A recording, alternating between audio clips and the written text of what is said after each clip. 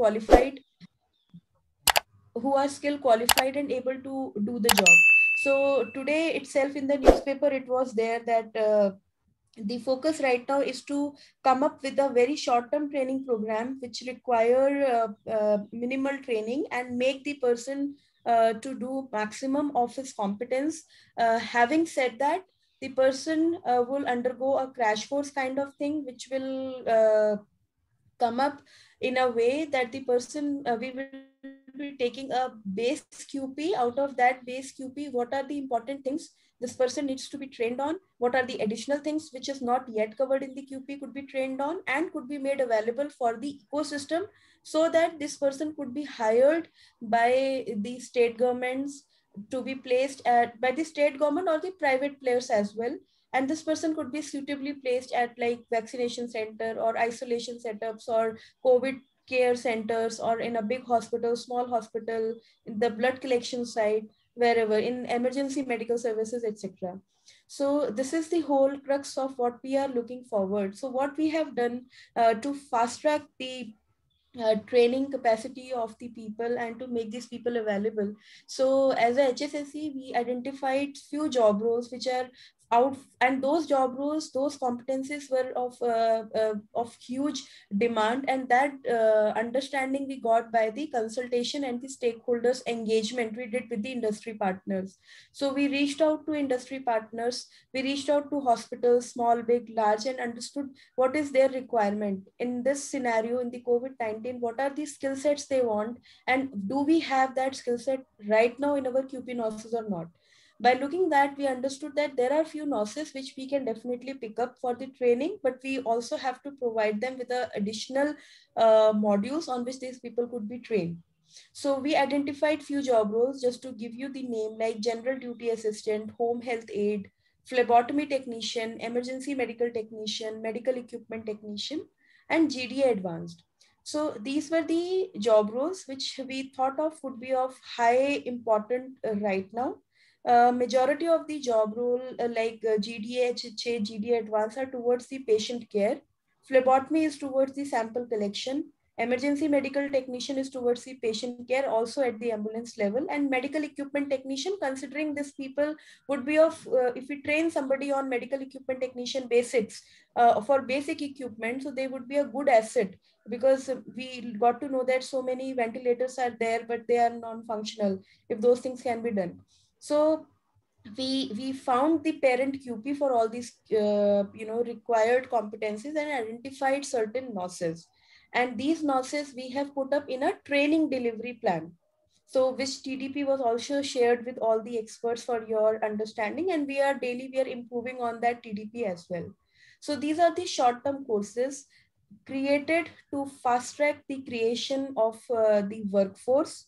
These workforce will undergo this crash course with the help of the training institute at the training institute, and they would also there will be a trainer. Then this workforce would be available for on-the-job training and further to the placement. They will also have some career progression, probably RPL, to come up in the main QPNOS. So this is what this workshop total is all about. Since I said that master trainers are our extended arm, so with me and with my support of my colleagues present over here, we will take you towards the complete TDP plan. And I would request all the master trainers to keep on writing your feedback. If you think in this TDP there is something for this job role could also be added, which is very much specific to COVID-19, we are really happy to add that. After this orientation, we will share that TDP with you for your further feedbacks and suggestion. With this, I would like to stop myself here, and I would request Priyanka to share the screen with TDP, and I would request Dr. Megha to share her perspective that what all basic infection control measures and the basic things we have added for the COVID respective of the job roles. And then we will go job role wise for a better clarity and understanding. So yeah, here we go. So Dr. Megha, are you there? Yeah, Anshu, thank you so much for the lovely introduction, and very good afternoon, Dr. Vijay, Mr. Gerald, Dr. Percy. It's really great to see you all back. This is like a our team, extended arms, our master trainers who are actually into the training with us and supporting HSSC at their own length. Thank you so much for coming here at a very short notice and giving us support in this endeavor. As Anshu has already set up the context, meanwhile, Priyanka, just show the TDP. Your screen of Zoom is actually visible, not the TDP. So, ma'am, I have shared the Excel of TDP. Is it visible, ma'am? No, really, Priyanka, it's Zoom screen. No. Still it's showing Zoom screen. Yeah. Okay. Let me check. Meanwhile, when Priyanka is sharing her screen, so as Anshu has told you that we have picked up the 6 roles: General Duty Assistant, Home Health Aide, General Duty Assistant Advanced in the Critical Care section, option Critical Care, Phlebotomist, Emergency Medical Technician Basic, and the Medical Equipment Technology Assistant. These are the 6 job roles which have been selected, on which we have developed the crash course.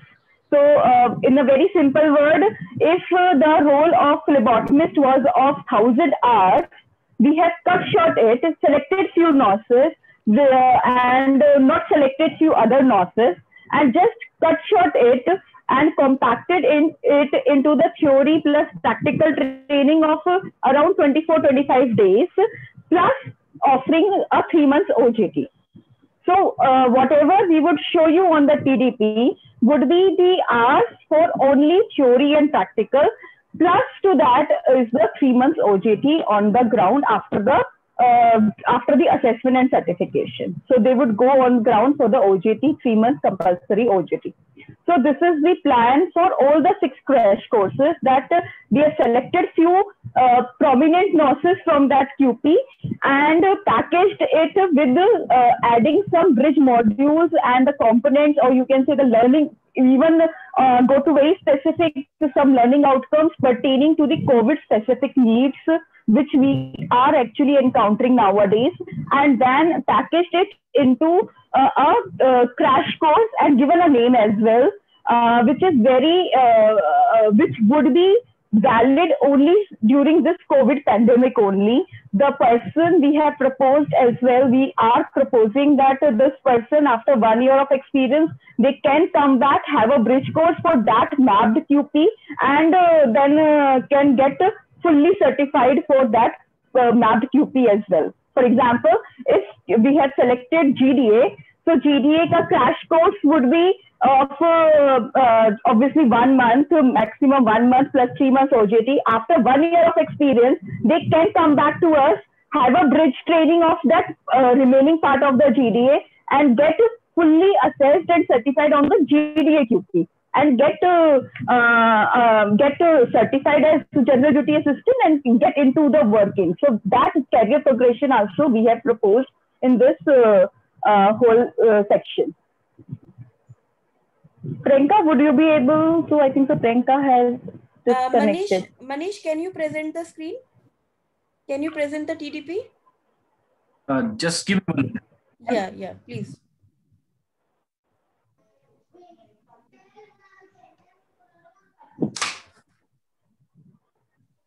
Should I present, Anshu? What just happened? Actually, there is some issue, so we are not able to present. That's why I've requested Manish. Or if you can present, you can present. Dr. Megha, if you would like to present, share the screen. Just let me open the document. Okay.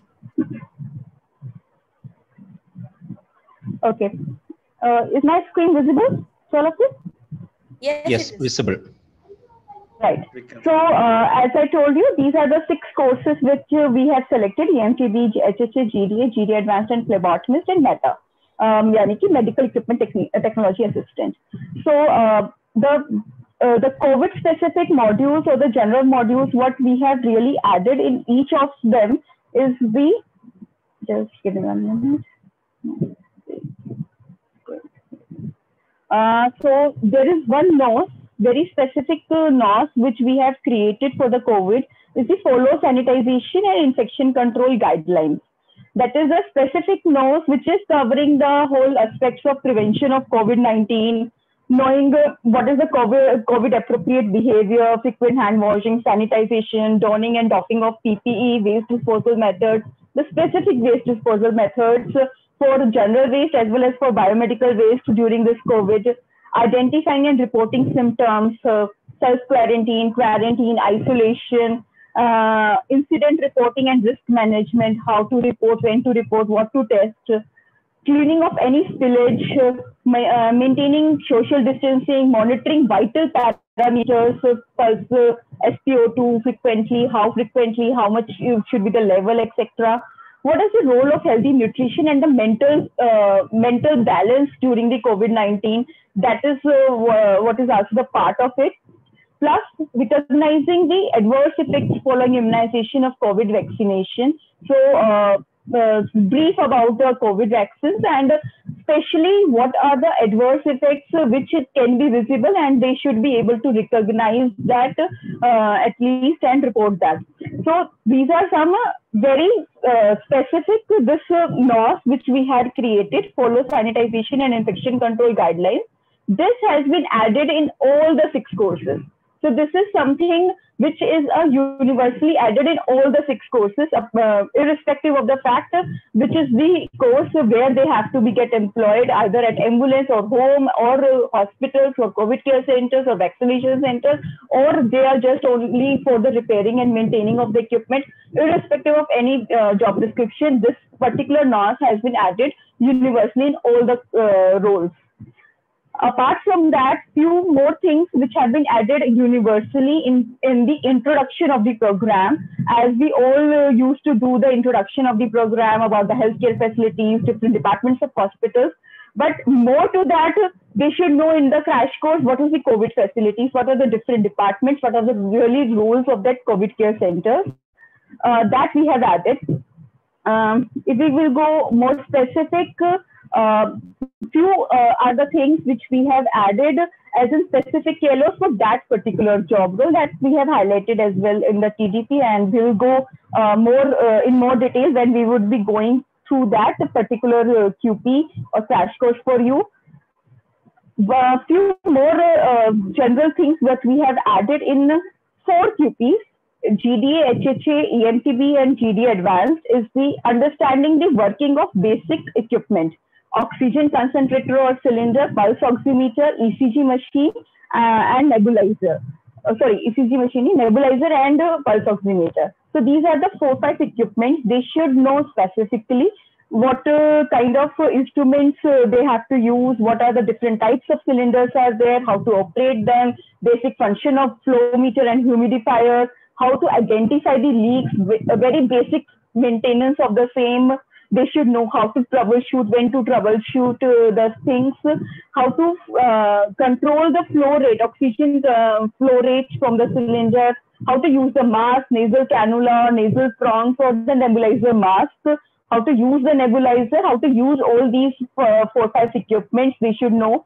They should know how to do the basic cleaning and sterilization of that equipment after every use, and any safety precautions for that area, for that equipment, that is being included universally in 4 roles: ENTB, HHA, GD, and GD Advanced.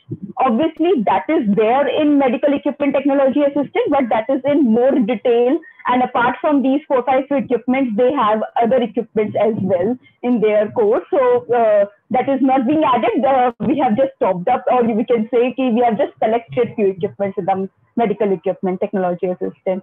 And one more thing which we have universally added in each and every job role is the data entry, reporting, and documentation, especially pertaining to the COVID protocols as per the COVID guidelines.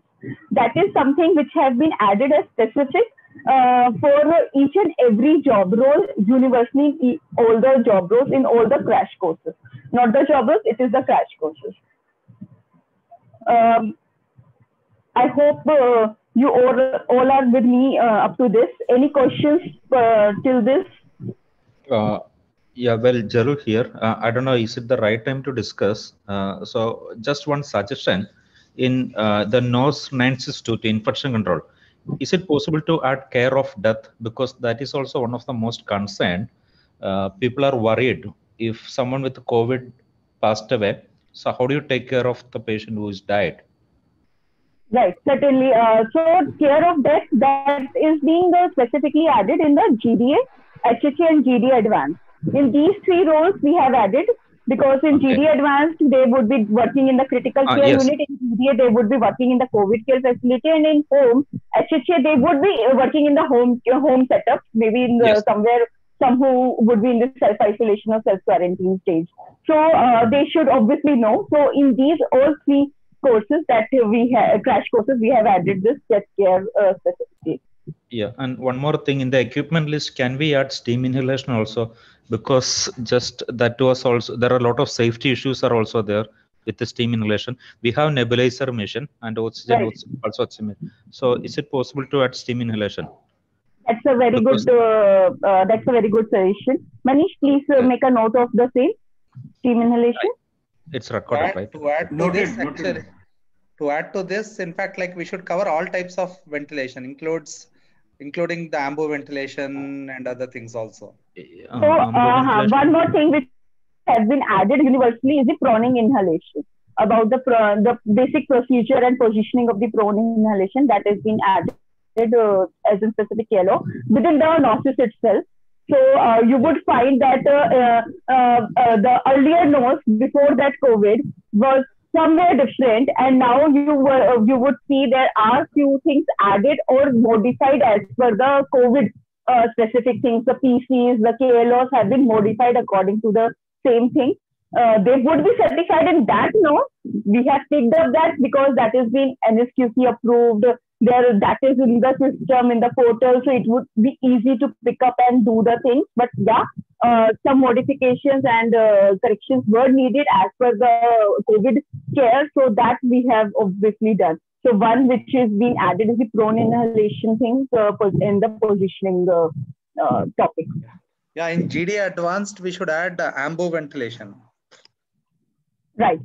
So for the specific courses, when we will go course by course, so we would get you through with each and every crash course in detail. So so obviously we would add your specific for the specific courses. We would take your input in during that time. Yeah. Okay, just one more. Since you mentioned about data entry, so should we go for a documentation session exclusively for all the job role?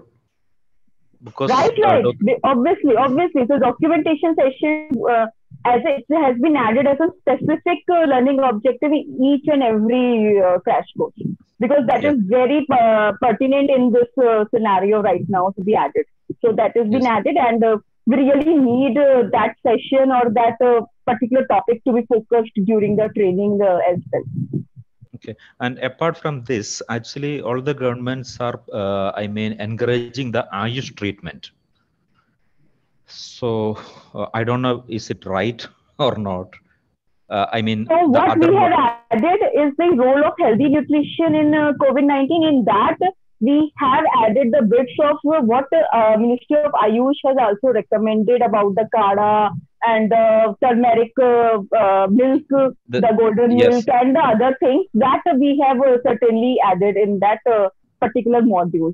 So for this particular note, so we already have a content also. A few things that has been added after that, to be very frank, is about the vaccine part, which is not there in the content right now, because that we had created before that vaccination has actually introduced. But certainly that whatever Ayush Ministry has advised for boosting the immunity, that we have already added in as a part of the preventive measures. Right. Any other further query or feedback? Or should I move on? Yeah, please. From my side, yes. So this is also being decided that how this all these 6 crash courses would be delivered, because we need the very immediate effect and the immediate production of the people and the workforce. So this crash course would be delivered 9 hours per day. So rather than 8 hours per day, so the candidate has to undergo the extensive training for 9 hours per day and a continuous training without any offs, weekly offs or Sunday offs to be frank. And in that sense, then we were able to compress the number of hours into some specific days. As you can see, for an example, for medical equipment technology assistant, that we were able to compressed to around 35 days of training, continuous 35 days of training. And after assessment and certification, they would be deployed on field for 3 months compulsory OJT. Likewise, in the phlebotomist is for 24 days. GD Advanced is around 23 days, GD and HHA for around 22 days, and EMTB, I think, for around 16 days. So this type of thing which we have added, in all the job roles, in all the crash courses as an universal thing. Request all of you to please be on mute. Message आ जाता है, sorry बोल देते हैं, लेकिन हमारा पूरा काम खत्म हो गया, उसका क्या? कल बच्चे का request everyone to be on mute, please. कितनी परेशानी हुई? Thank you. And the name also, what we are suggesting for this crash courses is the COVID frontline worker. And for the specific things like for EMTB, emergency care support, HHA home care support, GDA basic care support, GD advanced care support, phlebotomist sample collection support, and for medical equipment technology assistant, medical equipment support. So we are nowhere saying that they are fully fledged certified as per that job role. They are actually doing the crash course, and a different nomenclature also we are giving, but just saying that they are mapping to this base QP. Assessment methodology would be more like same for everything. The only difference what we have created from the base QP, instead of 50 MCQs in a theory paper, 100 MCQs in a theory paper, there would be 50 MCQs. Apart from that, for each note there would be a practical, for each note there would be the viva questions, and the passing percentage what we are proposing is the 70% cumulative, which is same for the base QPs as well. Now I'm going to very specific UP medical equipment technology assistant based crash course, which is COVID frontline worker medical equipment support, mapped to medical equipment technology assistant UP, which has been adopted by HSSC from MOHFW. The base qualification is of MOHFW actually. What we have adopted from them and used the same to develop the crash course as well. Picked up out of their 5 modules, we have picked up 2 modules for the same. And for that 2 modules also, what we have done, because obviously in this course, extensively, if you will see, this is actually the 1500 hour course. And for these 2 modules itself only, excluding the OJT, the course duration was coming around 636 or 640 hours, which we have reduced to 312 hours. Why? How we have really done that? That there were mention of around 50 plus equipment in the list, which has to be taught to the person when they are undergoing the full-fledged course of medical equipment technology assistant. But in the crash course, we have selected only these 11 courses after having the extensive expert committee meetings with the selected experts from the medical device industry itself, who has given and suggested and finalized the list as this: ventilator, BiPAP and CPAP, oxygen equipments like concentrator and cylinder, digital thermometer, flow meter, humidifier, pulse oximeter, multi-para monitor, nebulizer, BP instrument, and ECG machine. So for these 11 equipment, they actually suggest that a guy should be well trained about their installation, calibration, repair, and maintenance, and also how to basically use that, and that person then can actually transmit that information to other people as well while installation, so that the healthcare workforce also get to know that really how to use that, when to troubleshoot, what are the basic faults they should tell up, so that there would not be lying, any equipment would be lying just unused because the people are not skilled enough to use that. The equipment should not be lying as an attrition rate. The attrition rate should not be so much high that the basic repairs could be done, basic maintenance or calibrations could be done, but people are not skilled enough that they can't do that basic repairs and maintenance of those equipment. Because of that, there should be not be any shortage of the medical equipment and supplies. That's why these 11 equipments have been selected for the crash course, where the candidates who are already ITI pass outs or any diploma holder in technical subjects like electronic, mechanical, electrical, computers, any other related field, any technical subject, any diploma holder or ITI pass outs could go through this particular training and could be skilled enough and equipped enough to do the basic repair, maintenance, installation, and calibration of these 11 equipment. During this crash course, they would be trained on that. As I told you, this particular generic module has been added, or generic NOS has been added in all the UPs, in all the crash courses. So it has been added in NATA as well, in this crash course as well. The second which has been added is the understanding the working of basic equipment, in which they would be taught about the basic designing of what is the circuits are there, or only these 11 equipment, what are the basic components, where the cables and connectors are there in these 11 equipment. So their PCB, about their toolkit, that how to really identify all the amplifiers, regulators, and other things, so that they can actually do the basic repair, maintenance, and calibration of the equipment going forward. For these 11 equipment, they would be also taught about the safety aspects of the same, preventive maintenance of the same, installation procedure, and giving any on-call assistance to the hospital staff during the faults. So they should know about the same, troubleshooting of the particular equipment, and most importantly, the documentation of all these things. They should know as per the protocols along with the data entry, so that all the equipment would be utilized, not the underutilized, and properly utilized without any mishappenings, as we have heard that there is due to the oxygen, incorrect usage of the oxygen cylinder, there was a fire in the COVID facility and other things. So that should not happen going forward. To stop that and to stop the shortage of the medical equipment and supplies, and to reduce the attrition rate, this particular crash course is being designed for the same. As I told you, it's a total 312 hours course, which would be delivered in 35 days extensive training, having the 9 hours per day training.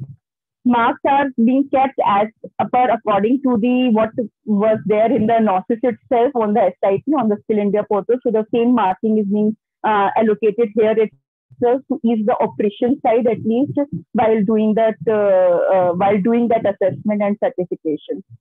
The training, what we are actually envisaging to give the facilitator-led online discussion for the theory classes, and for the practical demonstrations, they should go for in the hospital or healthcare organization or any skill centers where those equipment are there, so they can be given hands-on training on that. And for that, if any e-learning content is there, that can also be incorporated in the training. So for this particular thing, we are doing exercises for not only this particular course, for all these 6 courses. And I think so you have also provided few of the content already for developing the video resources, collecting the video resources together, so that the extensive training could be given to them, having a practical component more and more into the same. So here I'm stopping for a minute. If any particular query regarding this particular course, medical equipment technology assistance is there, so please feel free to ask.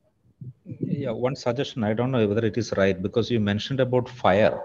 So is it Right. necessary to add the firefighting equipments, if possible, for all? Because we got, I think, 3 or 4 all India level fire cases in the COVID center.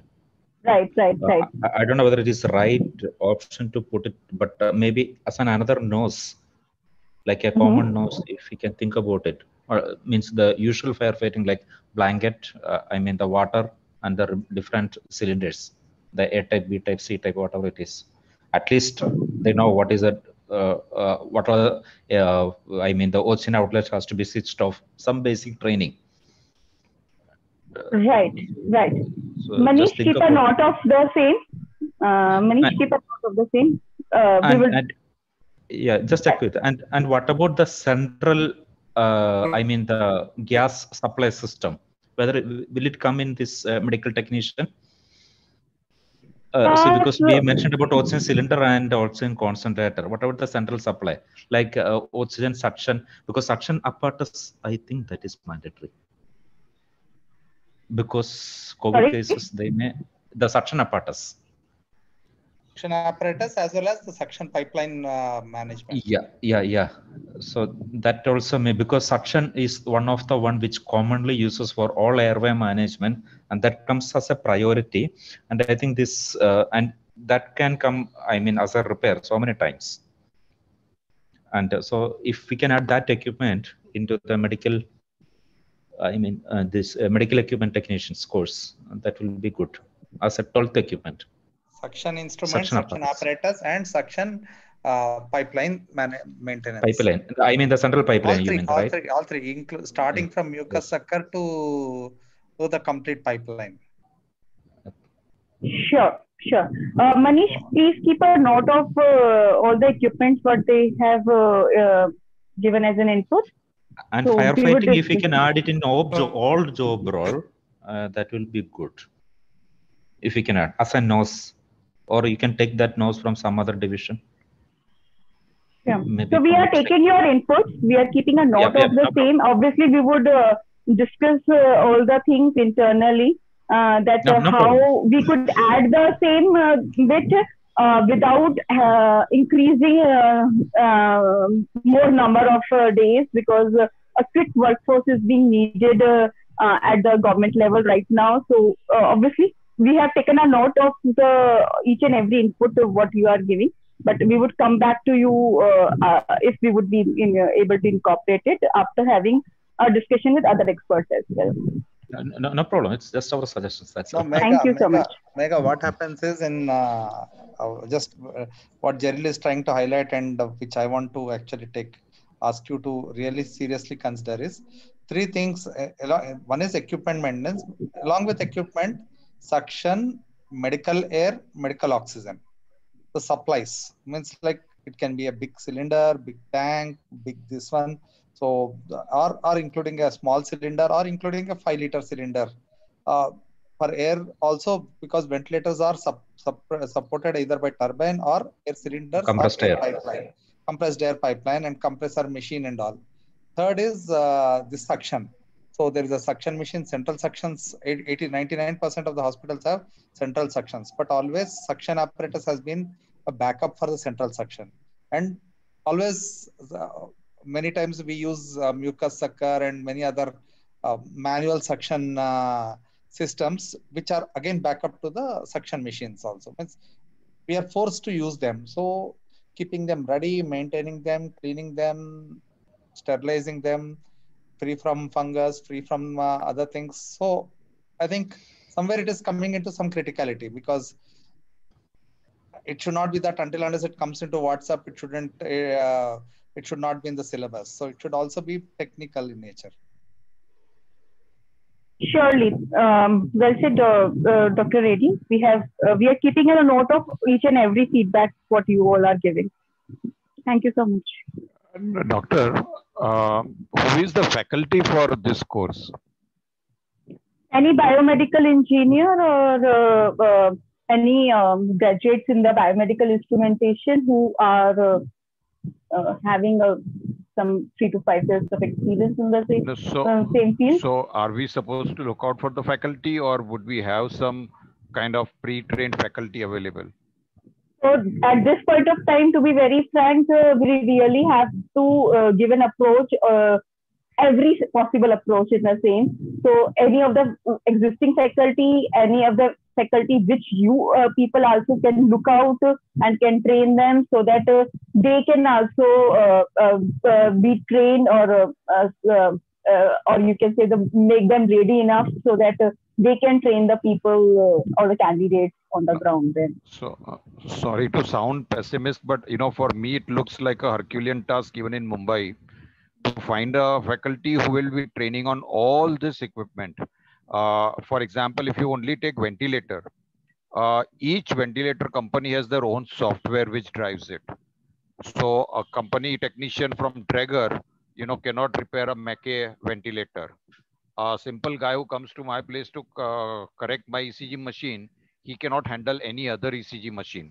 So, they're all so much diverse and every company has their secrecy and policies that one technician may not be versatile across all companies.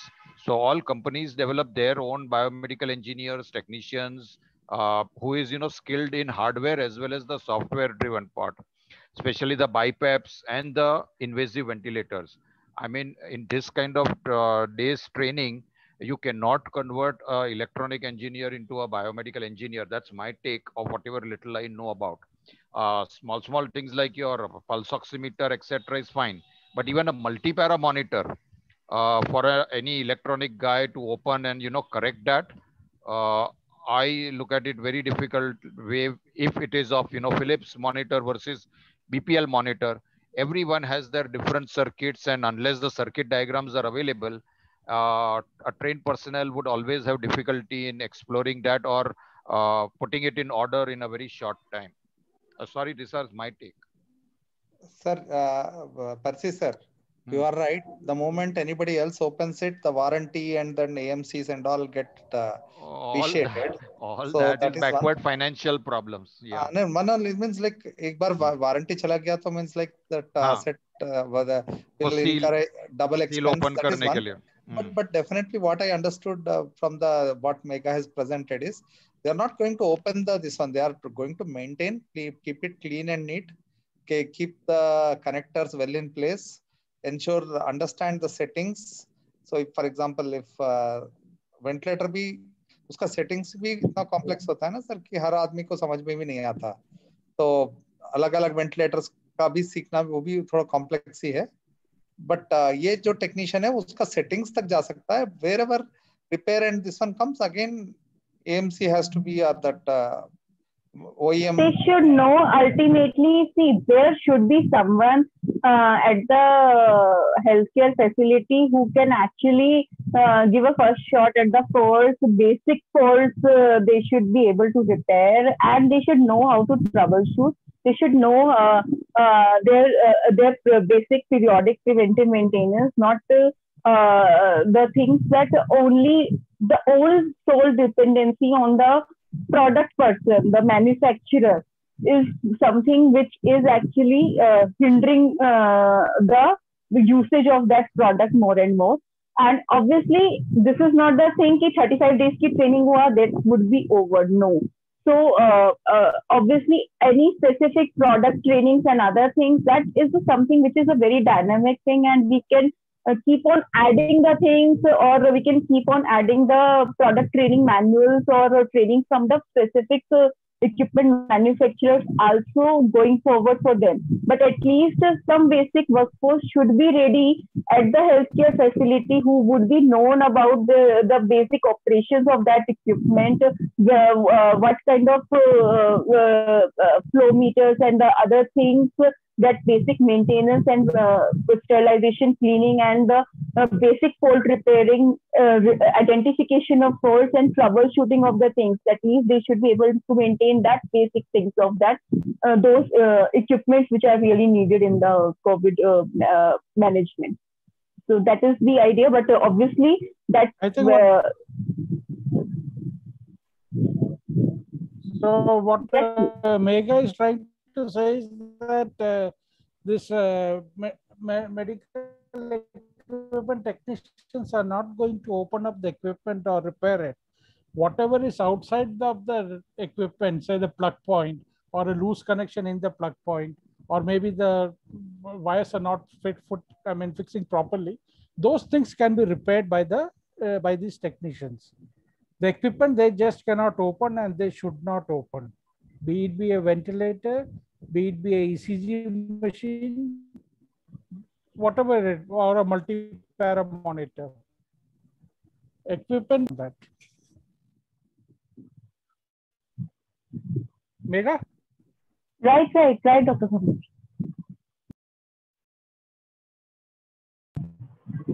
Anything else from anyone? No, I think it was.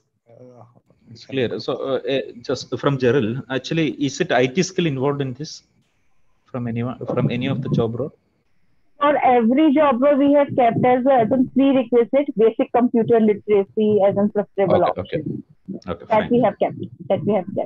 Because obviously, if we are expecting them to do data entry, they should know at least what is computer. Exactly. Right. Yep. Right. Okay, I think so. Nothing else for the generic modules or the at the side of the crash course on medical equipment side. So I stop here, and from here I give over to Priyanka, who would take you through with the 3 roles: general duty assistant, home health aide, and general duty assistant advanced critical care based crash courses. Priyanka, you could take over from here. Yes, ma'am. Thank you, ma'am.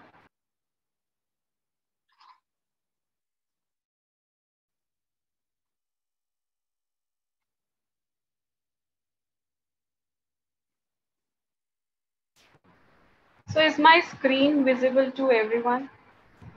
Yes. So it's visible, right? Yes. For me, yes. And I'm audible, I believe. Yeah. Okay, so as very well explained by Megha ma'am, I will take you through the 3 job roles: GDA, HHA, and GDA Advanced. So first, I'll tell you about the GDA program. So the crash course name would be the COVID Frontline Worker Basic Care Support, which is mapped to the GDA. So here we have kept some competencies which we have taken from the GDA job role, and we have added some competencies which they require as per the COVID scenario. So the minimum qualification will be a 10th pass for this crash course. So training prerequisites, we have added basic computer literacy, as Megha ma'am told you. So the total duration of the course will be 195 hours, and the crash course of the GDA would be of 22 days. We have kept 9 hours per day classes without any holiday. Okay, so as Megha ma'am told you about that NOS 9622, which is about follow sanitization and infection control guidelines. So we have kept this NOS universally in all the job roles, in which we talk about the infection control and prevention, keeping the COVID scenario in mind, what they need to do in the hospital area, in the home settings, or in the critical care. So there are some bridge modules also, like introduction to the program, healthcare industry introduction, what are the departments related to the COVID specific facility in the hospital, and tools and equipments related to the GDA job role, which they need to know for a hospital scenario. Basic anatomy and physiology, we will teach about the human anatomy and physiology, the system of the body. Next is the NOS, which we have keep from the GDA job role, is the transfer patient and their sample drug documents and within the hospital. So in this, they should know how to transfer a patient with the help of a stretcher, wheelchair, or from the ambulance to the hospital area. So they should know how to transfer within the different department of the hospital, or with the different equipments which they should know how to use them.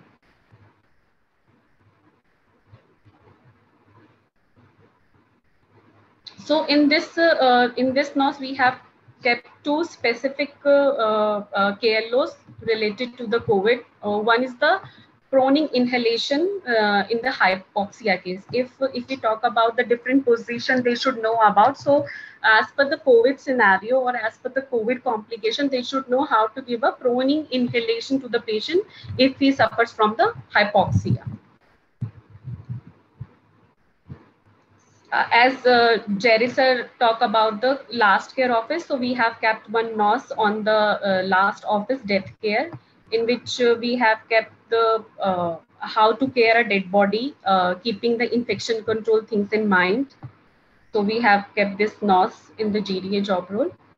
The next NOS which we have kept is the provide support in routine activities in patient department. So here he will do the patient care of the patient, like daily, they help in the daily living activities, bathing, eating, drinking, elimination care, the skin care, positioning, different type of positioning. So he will support the patient in the daily care of the activities of the patient.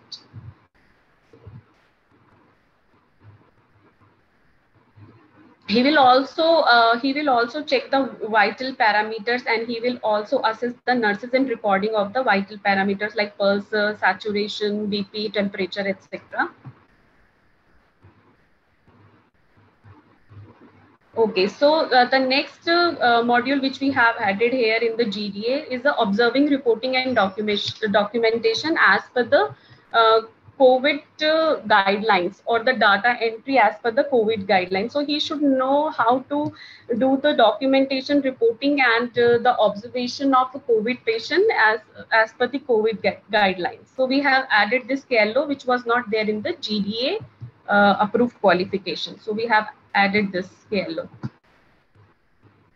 So one more basic, I mean the common NOS which we have added in the GDA, HHA and GDA Advanced, irrespective of all job roles, is the understanding of the working of basic equipment. So he should know how to use a face mask, how to give oxygen to the patient by using of oxygen cylinder, by concentrator, how to give the spirometry exercises to the patient, how to use a pulse oximeter. So these are the basic equipments which he or she should know how they can use in the COVID scenario in the hospital or in a home care environment. So this is all about the GDA job role. So if you think if anything we have missed or need to be added in this qualification as per the requirement, please suggest, sir. Communication. Okay. Reporting. Okay, I think so reporting has already mentioned, but is it? Yes, reporting documentation we have mentioned here. Then just how to communicate with the patient.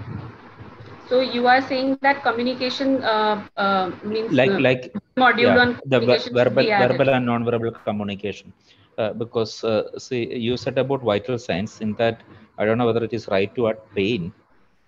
But at least if someone is in pain, they should know how to report. And so communication means what are the things they have to communicate to the superior, the patient complaints, the hierarchy of communication. Means even though your patient is angry, and how do you manage such situation? See, usually if we just train a GD and if we send them, if someone argues, they will also argue with them, just giving back answer. So means the importance of communication, how politely they have to talk with the patient and relatives. They may be anxious, and the next thing is maybe they are on isolation, so they may not be able to see their relatives. So completely they are depending on these people, GD or the healthcare professional. So I mean a therapeutic communication, maybe that may be the more apt word. Okay, sir. Okay. Especially this is very much mandatory for GDA, HHA, and phlebotomy as well as EMD. Apart from that recognition, if we can add that communication element. Okay, sir. We will write it down and we'll discuss this internally, and we'll we'll take action accordingly, sir. Okay. So next is the HHA job role. So for the HHA. Hello, sorry, Priyanka. Don't Yes, you sir. think that 9 hours is a big stretch to right away fire, or is it that they are being trained already to work for long hours after that?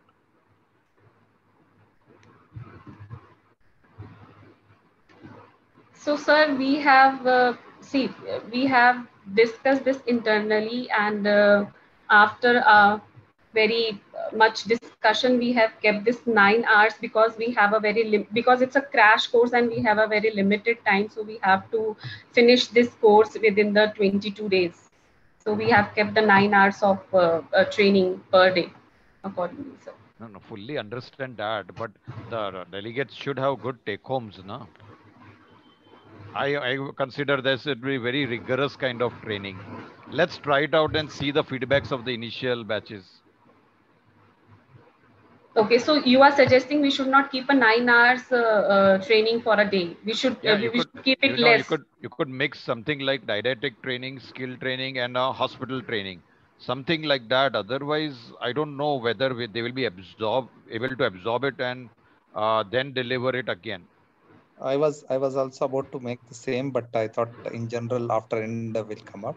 My guess is anything above 6 hours in training is overhead transmission. Means nothing goes into it because it is not just only training. He has to go back, maybe revise or remember things, and then night also he has to be prepared for the next session.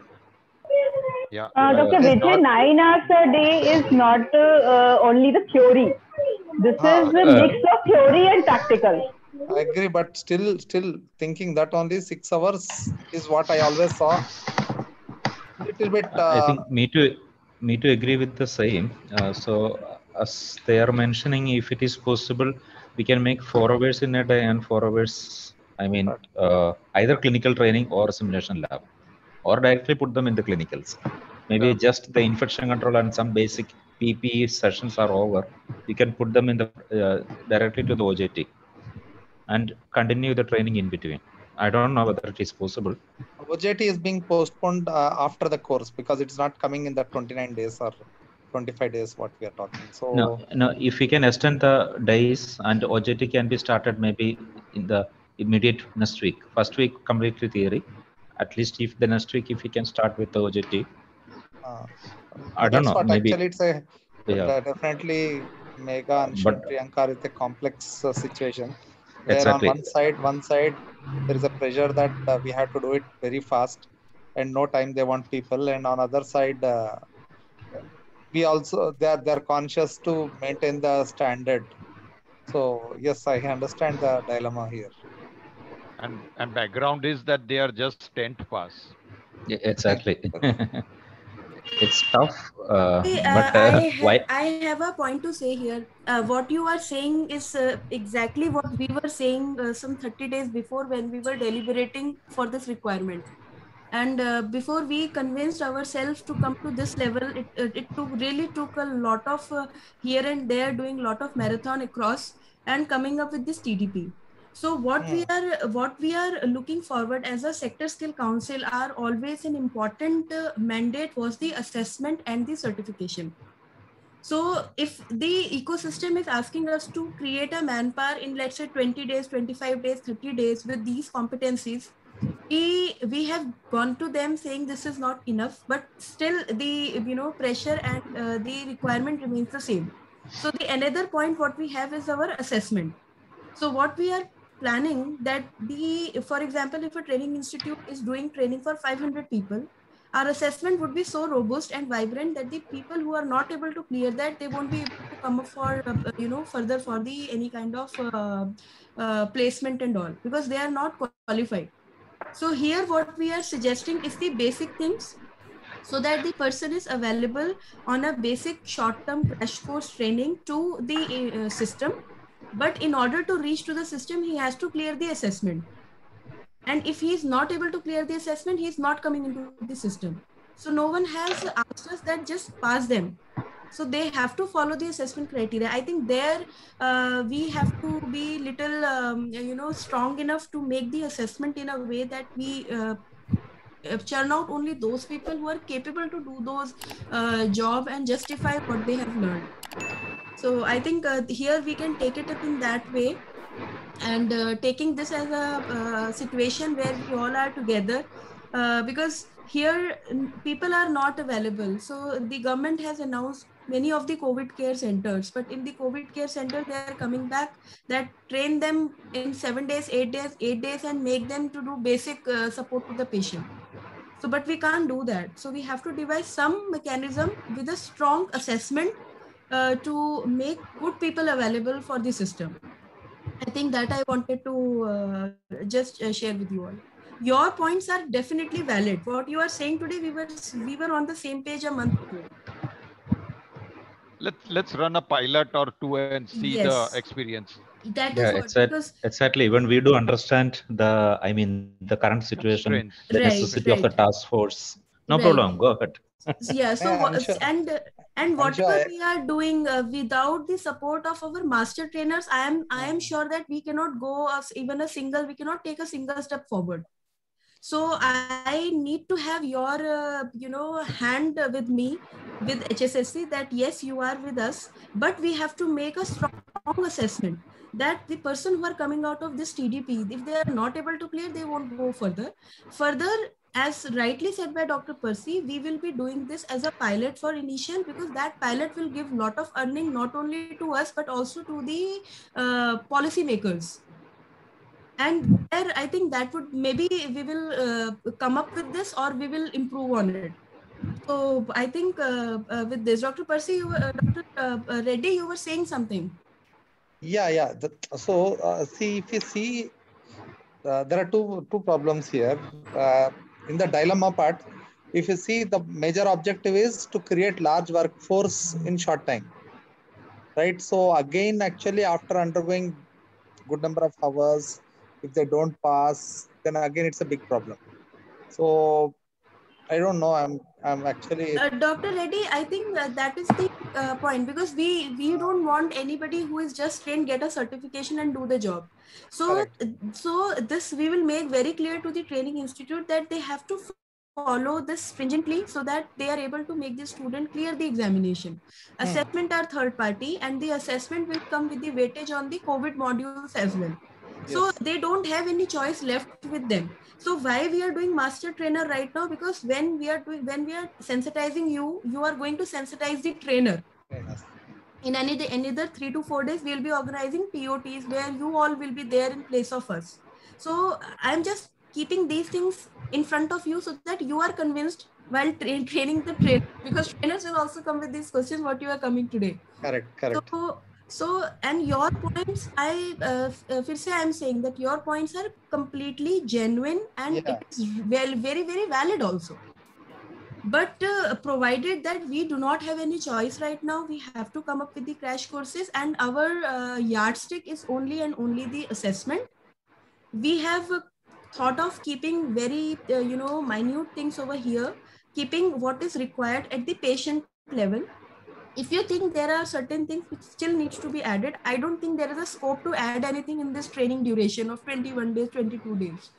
Even if you think, but you have to be convinced yourself so that people could be trained, and the trainers could be, their confidence could be boosted in a way that they are ready to train these people so that these people undergo a good training.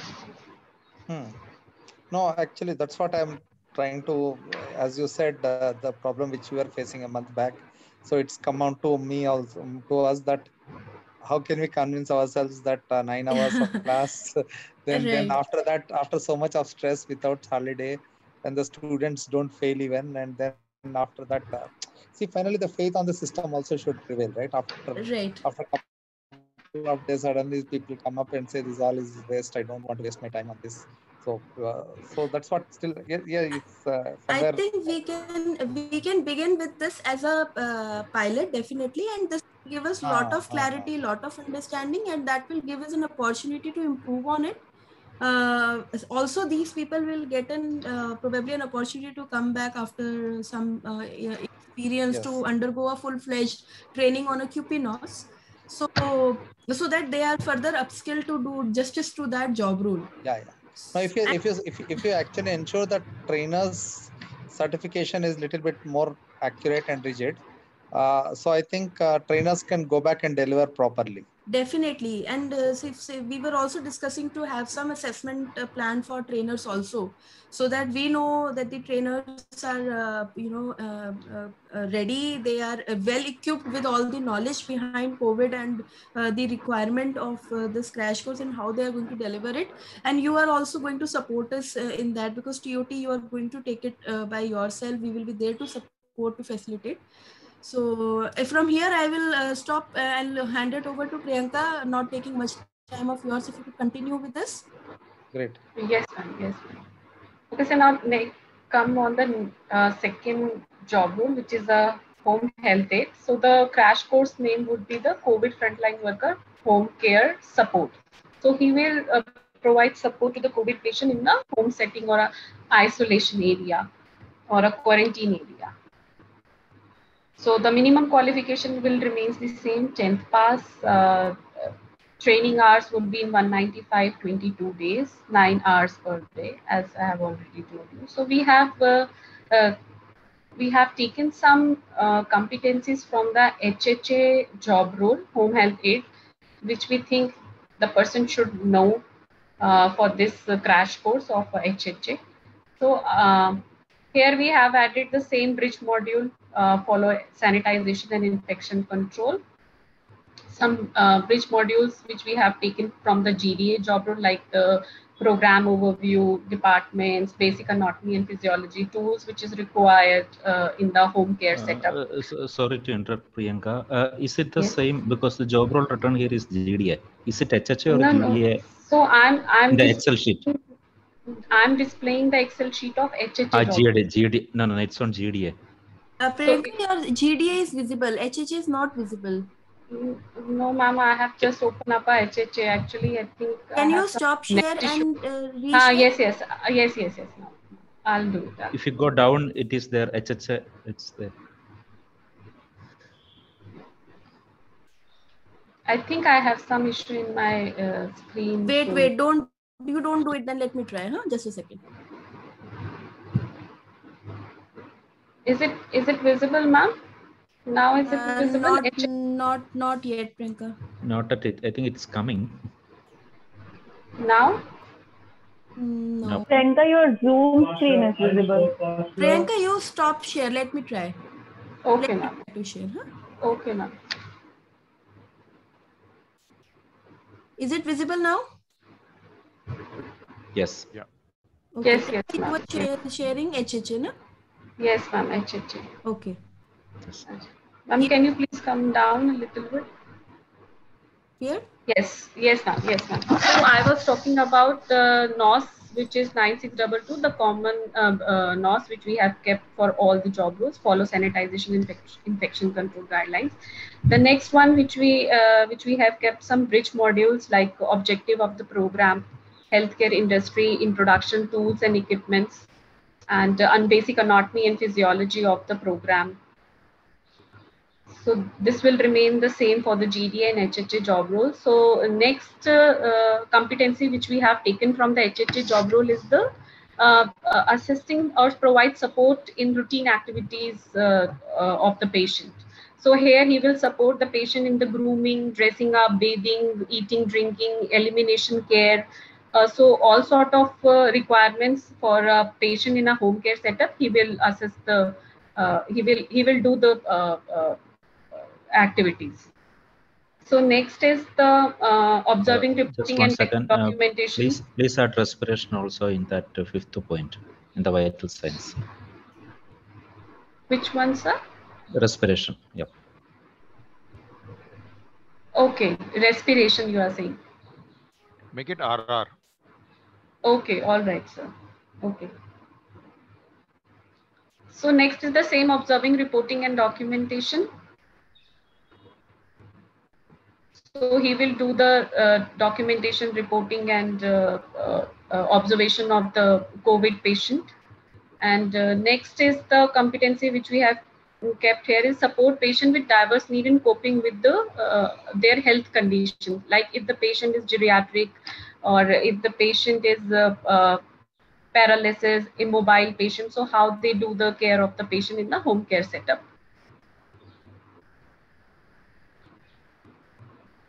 how they will do the positioning, changing and ambulation of the patient, of the immobile patient or a paralytic patient or a comatose patient.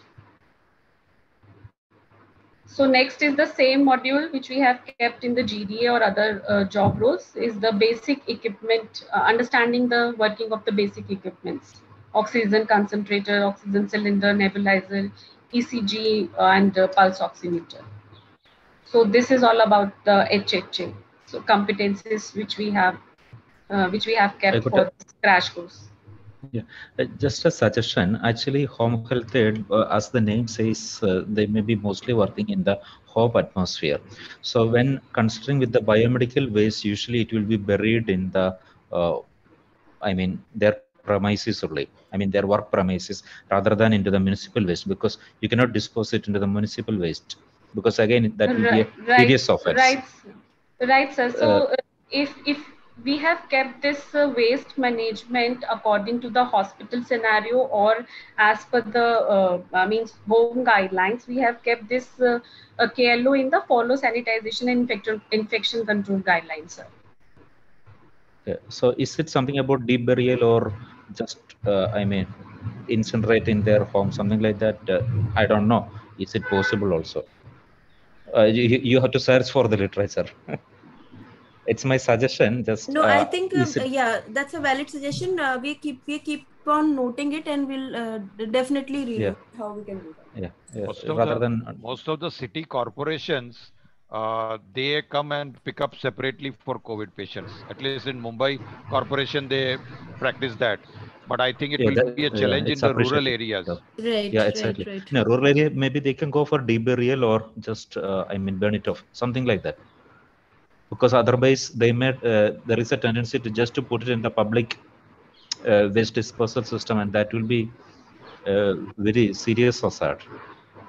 And it should be away from the water source. There are a lot of rules and regulations there, so they may ignore all these things. So better just think about it and adding these points into the. We can sensitize them and see whatever best practice they can adopt.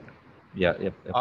Madam, since they'll be working always in the home care for a COVID patient, I think it should be good to teach them what will be the red flag that this patient to be admitted for COVID now, and what is the 6-minute walk test that they should do for the patient. Right.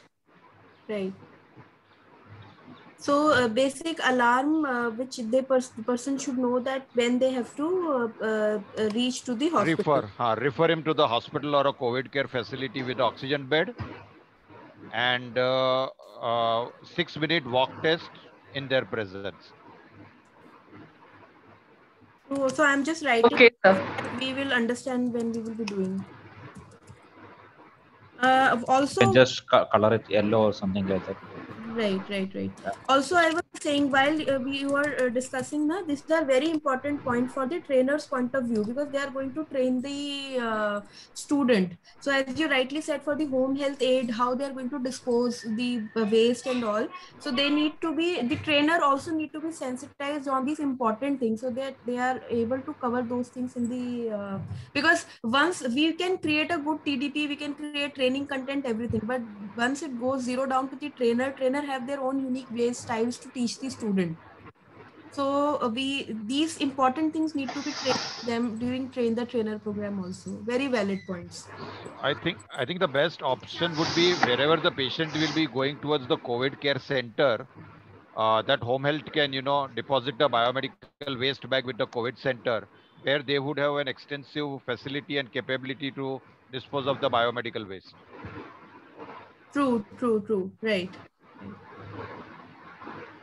So, Priyanka, any GD advanced is left?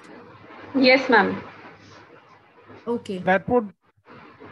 That's exactly GD advanced is like GD and HHA, but there is an additional NOS which we have kept over there, that is for the critical care. Critical care, right? Yeah, so that this person could train the nurse, he could assist the nurse in the critical care unit as been asked to him by the nurse. So this is the additional NOS we have kept, is the assist nurse in the critical care unit, where he could provide assistance in reading and recording the vital parameters or anything which is there in the critical care unit, but this is under a close supervision of a nurse.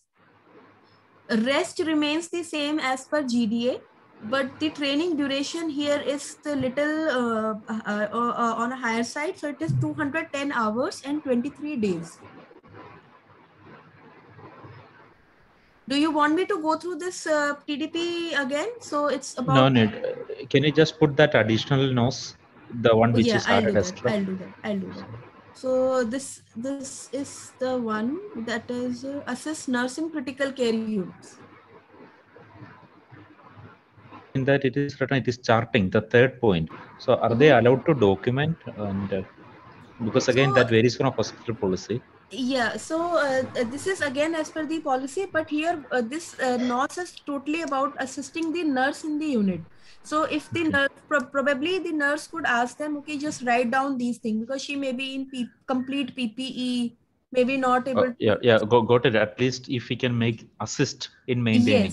Yes. So So this NOS, if you see here, the NOS title says assist nurse in performing procedures as instructed in the care plan. Okay. Then it is fine. Yeah. So here he is not doing anything independently. It's all he is just providing assistance in the critical care unit. Okay. Yeah. Shall we move to the next? If is CPR added in this emergency? Yes. Cardiopulmonary resuscitation. Yes, CPR is there. Then fine. Yeah. Priyanka, CPR is there, na? Okay, I'll just write it down. I will just highlight it. Even if it is not there, then we'll add it. It is there. CPR is in. What about the HHA and GDA ordinary one? I think it's there, but just to be ensure, I'm just keeping it highlighted so that we can see if it is there. The thing is that is having importance because the mouth-to-mouth respiration is it's not possible with the current COVID protocol. Right. Because the person will be also in it's high risk, not high risk. It's high risk. It's totally out of the way. Totally 100% positive COVID. Yeah. So why don't we write COVID CPR and train the instructors also on that? Yeah, because CPR as per COVID protocols. COVID protocol. Yeah, exactly. It is not even advocated to do bag mask ventilation. Yes, exactly. So I don't know. You have to go for closed ventilation Gerald's institute is promulgating, but most of the times it's a CPR is a cold called, and unless there is an intubator available, we do not really proactively do CPR trainings or CPR to the patients, because including the team size has to be very less. And if there is no first pass intubation, we certify that and do not do extensive CPR, at least on COVID patients. Right. True. Okay, fine. Noted. Anything else? Shall we move to next? My side, okay. Dr. Percy? So, madam, why not only GDA advanced and why then GDA plain? Because this will be the need of the hour and they can be used versatile. Okay. So you are saying just only GDA? Because our trainers are also very less to do that. So why stretch them for 2?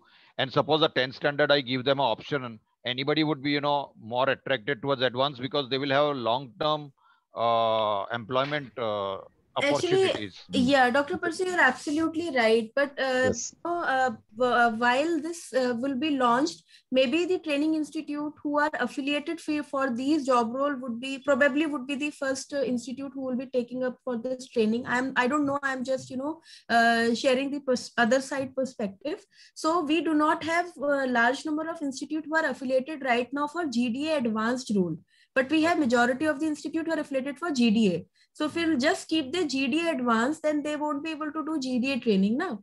So that is for the time being, madam, just allow that little flexible. Na? All those who are for GDA can do GDA this thing for next 6 months or at the end of this year.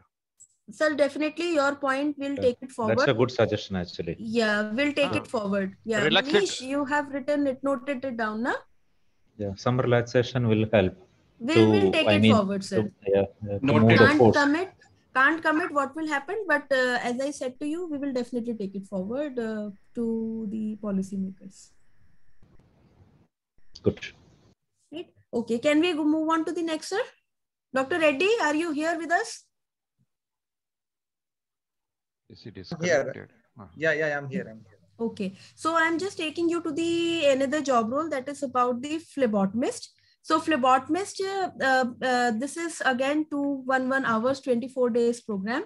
The person will be trained to organize pre-procedural requirement, including sample collection and all. He will perform sample collection, including swab collection, perform RAT, and rest remains the same what they already do as in the role of phlebotomy, and they will be trained on donning and doffing of PPE. The infection control module that remains the same, irrespective of the job role. They will be introduced to the program, which will cover up like what would be their role, what they are going to do, and what are the area of a job where they can go and work. They will be trained on the basic anatomy, physiology, so that they are well trained on those part. In the pre-procedural activities, there are things which are commonly in the sample collection, but there are other things which are specific to COVID, like usage of disposable tourniquets, importance of sanitizing phlebotomy chair after each use, discussing the importance of disinfecting the blood holder tray and rack after use, then importance of avoiding splash agitation, handle lab waste from suspected confirmed specimen as all other biohazardous waste in the laboratory, perform sampling as per COVID protocol. So this will be during like pre-analytical. Then during the analytical procedure, he is going to follow as per the routine of the phlebotomy. And there is a practical objective also. So under practical objective, he is going to perform in this skill lab. He will be demonstrating how to do the rapid antigen test, demonstrate the collection of the samples, etc. And in the post-procedural, again, he is going to record whatever he has done in a format as per the guidelines for the document per se. And he would also be trained, like if in case he is being asked to visit the site to collect the samples, then what are the important etiquettes he has to follow, including how to take the money or the cash from the patient. So these are the etiquettes which he would be trained in case if he is asked to go on a site visit for the sample collection. So these are the things as a phlebotomy technician he will be doing on a crash course. Any comments on this? Madam, if there is already a certified phlebotomist, do I give him a 1 week or a 2 week module and make him a vaccinator? Okay. Because they are practically people who have no fear of needles now. So rather than sticking in the vein, put it in the muscle. And can we look at that resource person? Because there are a lot of talks about handicapped people and all giving home attention and vaccinating at home, etc. in a mobile van. So can we use that workforce and give them 2 week module? So we are using that, Dr. Percy. So there is a separate program, the vaccinator assessment program, what we are having, which we are delivering right now with two partners. Right now the training has been delivered, but we have kept an assessment tool. We have prepared an assessment tool for the vaccinators, and phlebotomist is one of the eligibility criteria for that. Okay. So that is there itself, I think, so since few months. But in this program, you have included them as a vaccinator, right? So this is not for the pre-existing phlebotomist. This is the fresh person who would be trained as to become actually phlebotomist, not the full-fledged phlebotomist. The crash course of the phlebotomy, where they would be trained apart from the blood samples, the other things as well, the swab collection and other things. But he won't be a vaccinator. No, for this crash course, they would not become vaccinator. I caught a glance of vaccinating somewhere. See, it is like this. Whether he can vaccinate or not is dependent upon the state medical council. In Delhi, nobody else other than a nurse or a doctor can vaccinate a person. They're very clear on that. Some states, yes, they do allow even ASHA workers and others to vaccinate. But it's a state subject, basically. Okay. No, sorry, I said this because I thought I caught a glance of vaccination on this module. That's why. Okay, okay. No issues, no issues, Dr. Percy. So this is about the phlebotomists who would be trained to collect the samples with the training duration of 24 days, 211 hours. With this, the last job role is remaining is the EMTB. I'll also just take you through that as well, and then we'll open up for a queries, anything if we can further deliberate on. So this is the crash course of 144 hours, 16 days. Here, the person will be trained to respond to emergency call and size of the scene, assessment of casualty at the site and conduct triage, provide support in handling emergency scenarios such as clinical emergency, trauma, mass casualty. So he's providing a support, making ambulance ready with all consumables for emergency, patient support while transporting, assist patient for positioning and ambulation including proning, provide assistance in reading and recording vital parameters, data collection, entry and record maintenance, and providing support for the basic equipment, clean and disinfecting the materials before after use, then biomedical and donning and doffing of PPE. So this is the outcome. At the end of the training, the person will be able to do these things. The COVID related general module remains the same, followed by introduction to the program, structure and function of human body and response to emergency call. Now here in this EMT crash course, these things are keeping at very basic level so that the person could become a support to the trained, registered, probably the technicians who are there in the ecosystem. So they becomes a support system for them. They can help in scene size up. They can help in the assessment at for the casualty at the site. And they can do patient triage. They can assist in cardiovascular emergency. They could assist in cerebrovascular emergency, in the respiratory emergency. And they could help in the basic equipment functioning and usage. They could help in transportation of the patient because transportation becomes a real challenge right now. So they could help in that.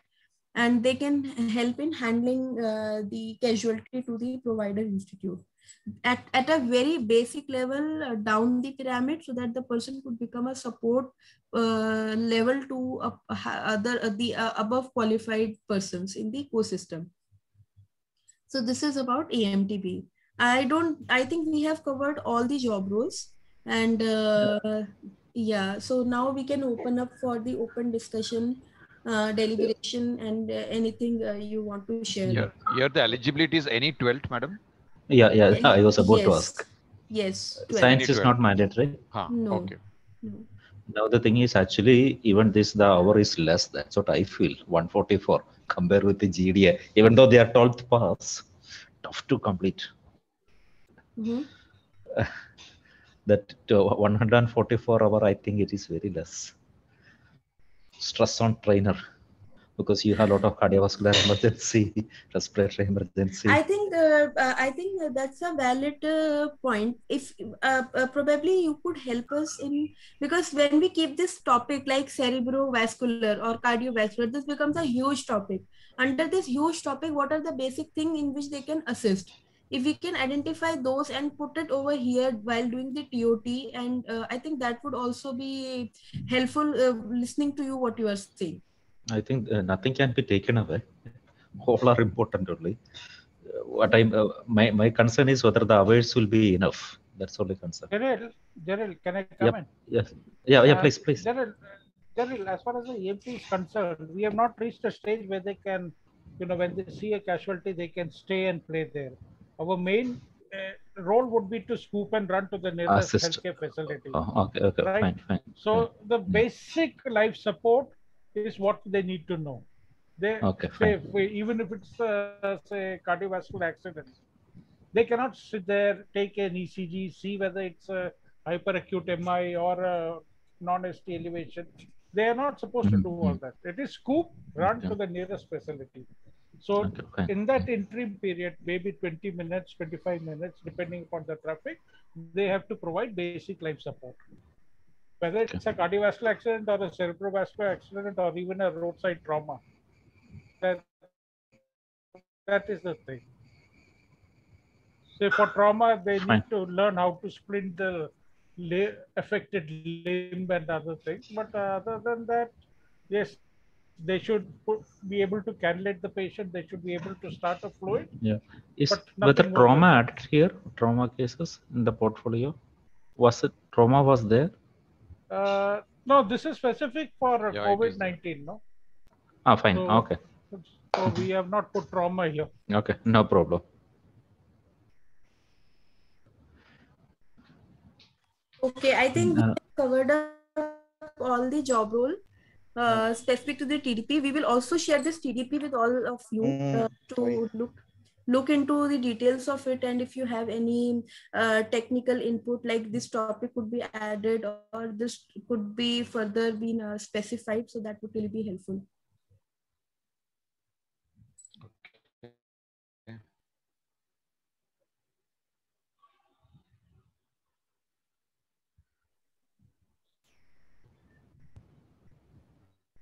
So the next will come, like we have to do the TOTs for this program. So in the TOT, there are two ways. Either we can have a master trainer to do TOT, or we can have a group of master trainers, like you all are sensitized now to conduct TOTs. Definitely HSCC will facilitate that. Any suggestions in that? Like how should we do that? Madam, if we can divide the core competencies amongst us and we keep on delivering that, I think that would be very easy to do it. Like, you know, if some of you could do the computer skills and then keep on doing that. I take one part, Dr. Reddy takes one part, Gerald takes one part. And in that case, you know, it may be home health, or it may be a GDA, or it may be EMTB. We train the trainers with our core competency. So that will help for them to disseminate the knowledge better, I suppose. Okay. Any views from our team? Actually, it is platform skill training, right? Or the knowledge training? It's or both?